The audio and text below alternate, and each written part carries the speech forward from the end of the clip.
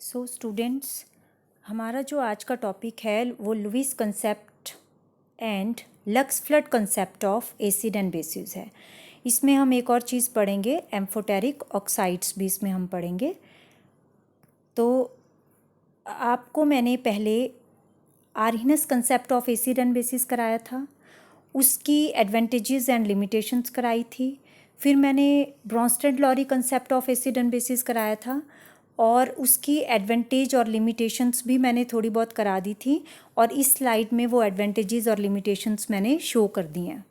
ठीक है, तो इसको मैं इतना ज़्यादा डिस्कस नहीं करूँगी क्योंकि ये हमने पहले ही डिस्कस कर लिया हुआ है। और हमें ये भी पता है कि जो Arrhenius concept of acid and bases था वो दिया था आपका आर्हिनस ने इन 1887 में। उसके बाद उसकी ड्रॉबैक्स को देखते हुए ब्रोंस्टेड एंड लॉरी ने अपना कंसेप्ट दिया 1923 में, लेकिन उसकी भी कुछ ड्रॉबैक्स रही हैं। अब ब्रोंस्टेड एंड लॉरी के जो कंसेप्ट है वो ये कहता है कि जो एसिड्स होते हैं वो प्रोटॉन डोनर होते हैं और बेसिस जो होते हैं वो प्रोटॉन एक्सेप्टर्स होते हैं। लेकिन जिनमें प्रोटॉन है ही नहीं, जिन एसिड्स में प्रोटॉन है ही नहीं, तो उनके लिए उसने कुछ भी नहीं कहा था। तो इसलिए और भी कंसेप्ट सामने आए। तो उसी में से एक कंसेप्ट जो है वो लुईस ने दिया था, Lewis concept of acid and bases in 1923। This concept is given by 1923 by Lewis. Okay, और इस कंसेप्ट को, जो Lewis concept of acid and bases है, इस कंसेप्ट को इलेक्ट्रॉनिक कंसेप्ट भी कहा जाता है। Electronic concept of acid and bases. Why electronic concept? Because in this definition electron का एक्सचेंज होता है, इलेक्ट्रॉन पेयर का एक्सचेंज होता है बिटवीन एसिड एंड बेसिस। तो अकॉर्डिंग टू दिस कंसेप्ट जो डेफिनेशन होती है एसिड्स की वो क्या है कि acids are electron acceptors. Acids are electron pair acceptors, और जो बेसिस हैं वो इलेक्ट्रॉन पेयर डोनर्स होते हैं। इलेक्ट्रॉन पेयर डोनर्स होते हैं। तो एक लर्निंग टेक्निक के लिए, जैसे acids are electron pair acceptors होते हैं, तो आप इसे लर्न कर सकते हैं थ्रू आउट योर लाइफ कि एसिड की इलेक्ट्रॉनिक कंसेप्ट या लुईस कंसेप्ट की डेफिनेशन क्या है। और ये जो Lewis concept of acid and base है, तो जो ये इसमें भी आपका कोवलेंट बॉन्ड बनेगा, लेकिन वो covalent bond simple covalent bond नहीं होगा। That covalent bond is complex, और उस कोवलेंट बॉन्ड को हम क्या बोलेंगे? Coordinate covalent bond is formed. For example इस फिगर में आप देख रहे हैं कि ए जो है, जो ए है, A positive, that is electron acceptor, positively charged है ये, और बी नेगेटिवली चार्ज्ड है, और ये इलेक्ट्रॉन डोनर है। It can donate its electron to A positive and forms bond between A and B, which is called coordinate covalent bond. तो Lewis concept of acid and bases क्या बोलता है कि acids are electron acceptors and bases are electron donors. Then अगर आप सिर्फ Lewis acids की बात करें तो लुईस एसिड्स के एग्जाम्पल्स पे अगर हम आ जाएं तो इसमें जो इलेक्ट्रॉन डेफिशिएंट कंपाउंड्स होंगे, नेचुरली बिकॉज ये एक्सेप्ट करते हैं इलेक्ट्रॉन्स को, तो एक्सेप्ट करना मतलब लेना, तो कौन लेगा इलेक्ट्रॉन्स को?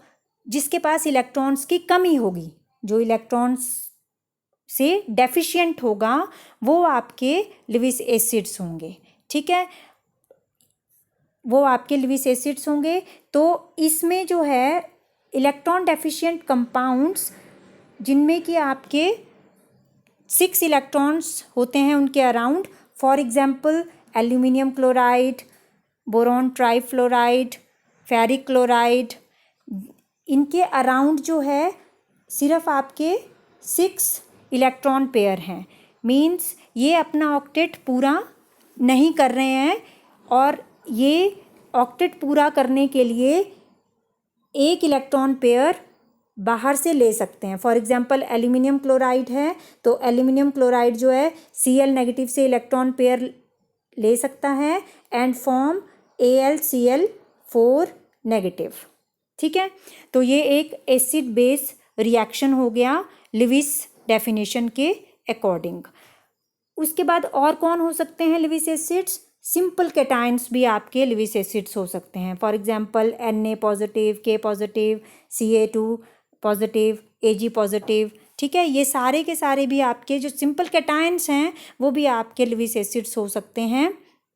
तो इसमें एक चीज़ ध्यान रखने वाली है कि जो smaller and highly charged ions होते हैं वो स्ट्रॉन्ग होते हैं। जैसे फॉर एग्जांपल अगर मैं बोलूँ कि out of sodium positive and calcium 2 positive which one is strong Lewis acid, तो आप बोलेंगे calcium 2 positive is strong Lewis acid because it is highly charged ion. Clear हो गया? तो ये चार्ज्ड आयंस के कुछ आपको यहाँ पे एग्जाम्पल्स शो हो रहे हैं एंड देन और भी एग्जाम्पल्स हो सकते हैं लुईस एसिड्स के। ठीक है, फॉर एग्जाम्पल सेंट्रल एटम जिनमें कि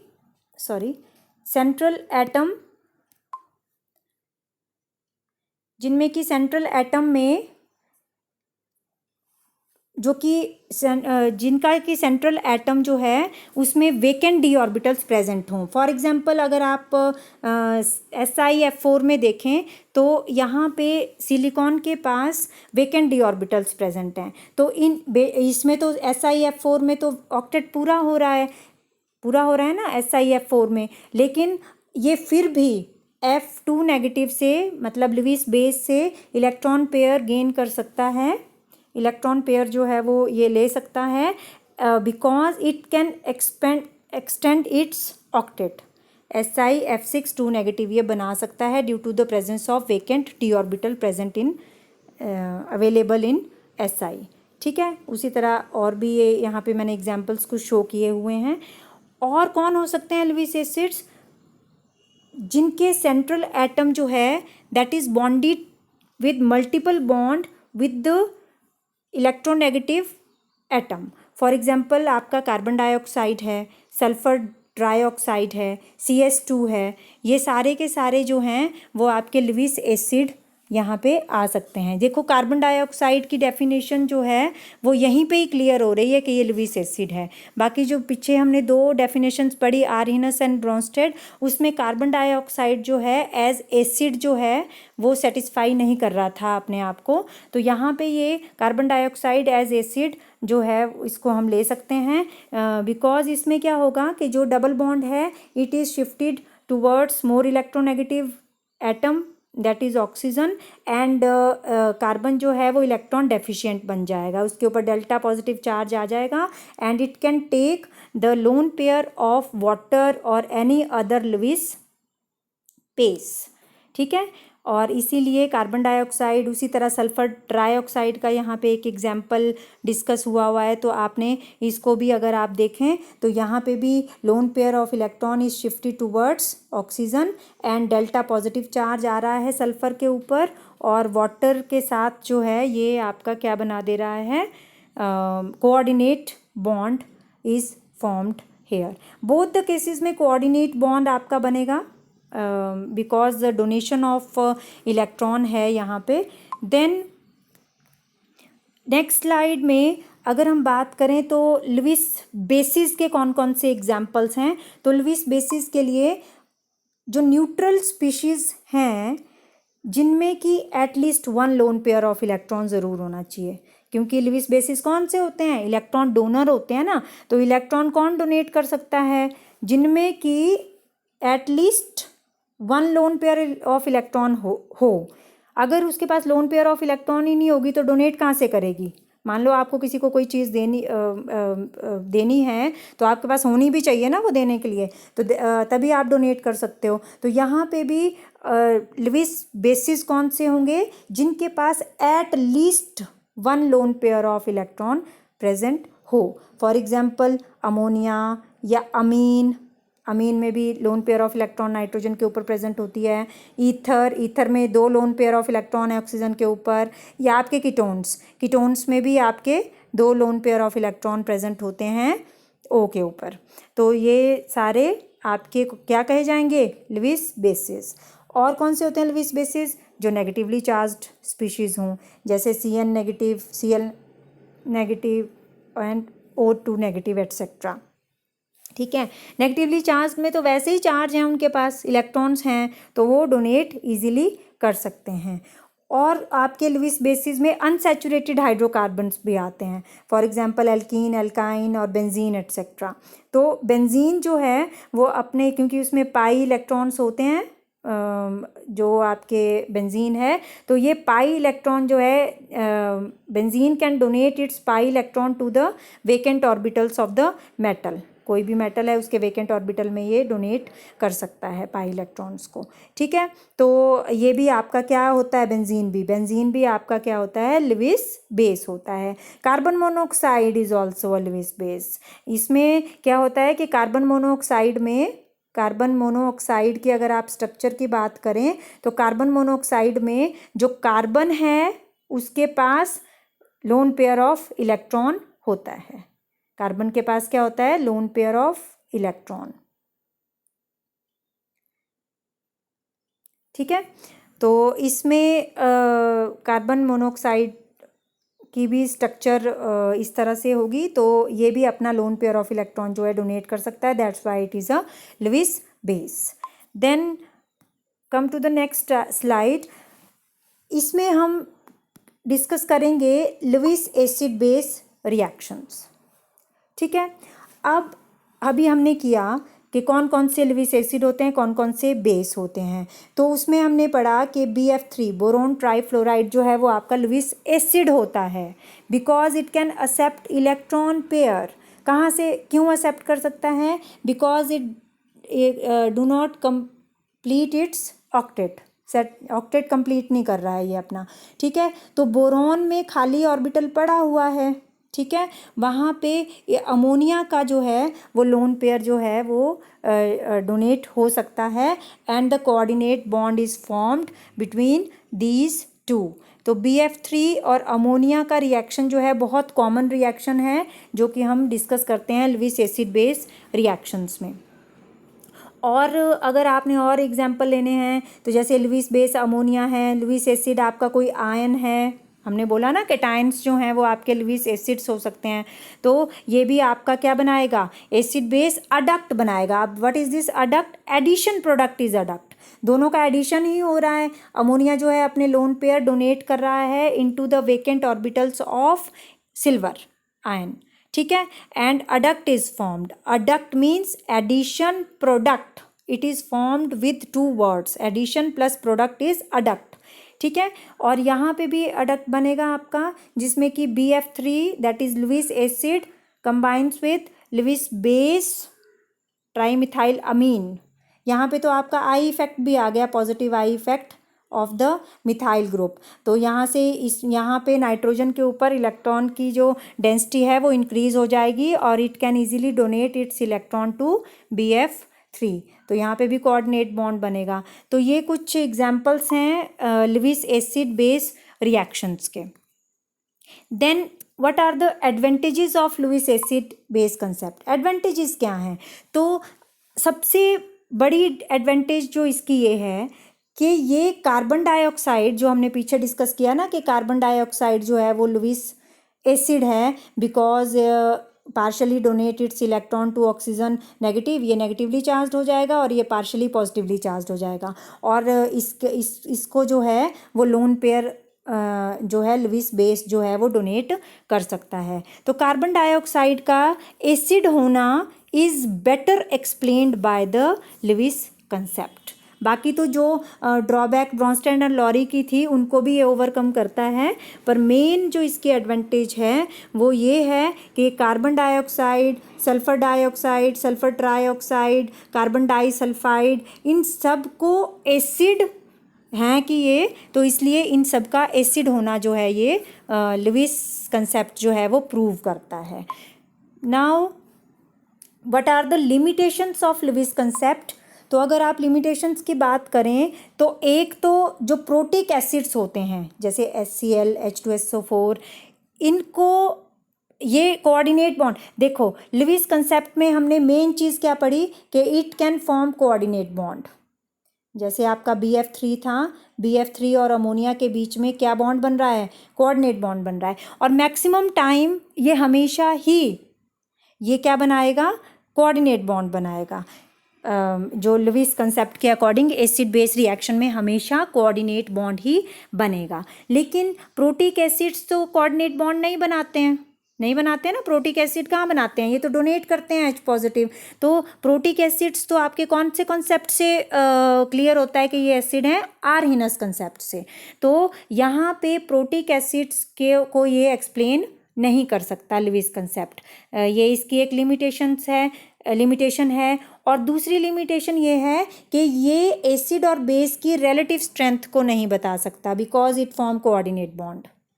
ठीक है, रिलेटिव स्ट्रेंथ मतलब कौन सा ज़्यादा एसिडिक होगा, कौन सा कम एसिडिक होगा। आयंस के केस में तो हमने कर दिया, लेकिन बाकी केसेस में साइज़ के ऊपर मतलब साइज़ वगैरह देख के तो हम थोड़ा बहुत कर सकते हैं। लेकिन अगर कंसेप्ट के ऊपर आए हम कि कंसेप्ट से एसिड और बेस की रिलेटिव स्ट्रेंथ पता चल जाए तो वो हमें इस कंसेप्ट से नहीं पता चलती है। और थर्ड जो इसकी लिमिटेशन है या ड्रॉबैक है वो ये है कि क्योंकि ये कोऑर्डिनेट बॉन्ड बनाता है तो कोऑर्डिनेट बॉन्ड की फॉर्मेशन की जो प्रोसेस होती है वो कैसी होती है? स्लो होती है। लेकिन एसिड बेस रिएक्शंस फटाफट हो जाते हैं, फास्ट रिएक्शंस होते हैं। तो हम लोग क्या बोल सकते हैं कि ये एसिड बेस रिएक्शन की जो उनकी होने की कैपेबिलिटी है, मतलब कि रिएक्शन फास्ट है कि स्लो है, काइनेटिक्स ऑफ रिएक्शन को ये एक्सप्लेन नहीं कर सकता। देन ये this was all about Lewis concept of acid and basis. अब अगर हम अगले कंसेप्ट की बात करें तो हमारे पास एक और कंसेप्ट है एसिड बेस की डेफिनेशन को डिफाइन करने के लिए, that is Lux Flood concept of acid and bases. तो according to Lux Flood concept of acid and bases which was given by Lux in 1939 and Flood in 1947। Flood ने इसको 1947 में extend किया था कि और भी चीज़ें इसमें ऐड की थी। तो इसको बोलते हैं Lux Flood concept of acid and bases. According to this concept the definition of acid और बेस क्या बनती है कि जो एसिड्स हैं दीज आर ऑक्साइड एक्सेप्टर्स। देखो इसमें आपने चाहे इलेक्ट्रॉनिक कंसेप्ट है चाहे ऑक्साइड का कंसेप्ट है, ए को याद करना है कि एसिड्स जो हैं एक्सेप्टर्स हैं, इलेक्ट्रॉन के भी एक्सेप्टर्स हैं और ऑक्साइड के भी एक्सेप्टर्स हैं। इलेक्ट्रॉन के भी और ऑक्साइड्स के भी एक्सेप्टर्स हैं एसिड्स, ठीक है। और बेस जो हैं वो ऑक्साइड डोनर्स हैं। क्लियर हो गया? तो अगर आप एक एग्जांपल लें, जैसे कैल्शियम ऑक्साइड है, ठीक है, प्लस SiO2 सिलिकॉन डाइऑक्साइड, अगर आप इन दोनों के बीच में रिएक्शन करें तो आपके पास क्या बनता है? CaSiO3, ठीक है। अब ये जो CaSiO3 बना, इसमें आप क्या देख रहे हैं कि Ca ने O डोनेट किया टू SiO2 और SiO3 बनाया और Ca बन गया। अब यहाँ पे बिकॉज ये डोनेट कर रहा है, तो कैल्शियम ऑक्साइड डोनेट कर रहा है, तो ये क्या है? आपका बेस है। और ये एक्सेप्ट कर रहा है SiO2, तो ये क्या है? एसिड है। क्लियर हो गया? ये डेफिनेशन ऑक्साइड एक्सेप्टर और ऑक्साइड डोनर के ऊपर डिपेंड करती है। ये कुछ एग्जांपल्स हैं एसिड बेस के according to Lux Flood definition के, जैसे carbon dioxide plus barium oxide है, तो एक्सेप्ट कौन कर रहा है? कार्बन डाइऑक्साइड एक्सेप्ट कर रहा है। तो ये क्या हुआ? जो एक्सेप्ट करता है वो एसिड और जो डोनेट कर रहा है वो बेस, ठीक है। SO3 और PbO के बीच में, तो इसमें भी आपका डोनेट कौन कर रहा है? PbO, ठीक है। तो ये एसिड हुआ, ये बेस हुआ। यहाँ पे भी आपका डोनेट कौन कर रहा है? Calcium oxide. तो ये SiO2 आपका एसिड हुआ और CaO जो है आपका बेस हुआ। क्लियर हो गया ये सारे examples. Then next is one of the very important, जो आपका अगेन क्वेश्चन भी आता है इस पे, कि एम्फोटेरिक ऑक्साइड्स क्या होते हैं. अब हमने ऑक्साइड्स या तो एसिडिक पढ़े या बेसिक पढ़े, लेकिन एम्फोटेरिक शब्द ही एक ऐसा शब्द है जो कि आपका दोनों एसिड और बेस के साथ अगर कोई चीज़ रिएक्ट कर जाए तो हम उस चीज़ के साथ एम्फोटेरिक वर्ड जो है वो अटैच कर देते हैं.